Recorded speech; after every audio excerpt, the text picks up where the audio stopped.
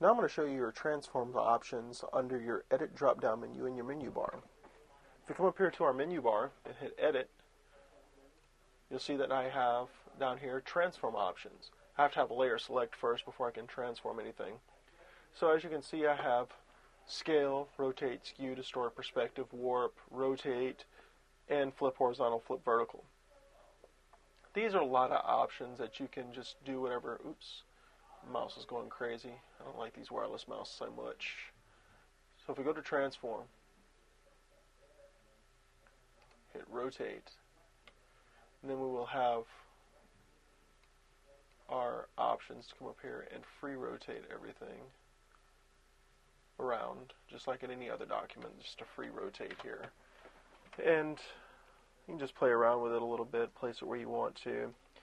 Has many options, scale, skew. We can go ahead and skew this while it's already, well, now we have rotate options, so let's go to edit, transform, let's go ahead and distort this.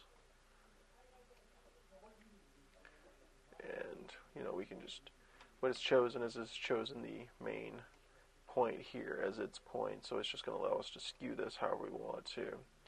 There we go, and just flip it and turn it. Just have fun with it.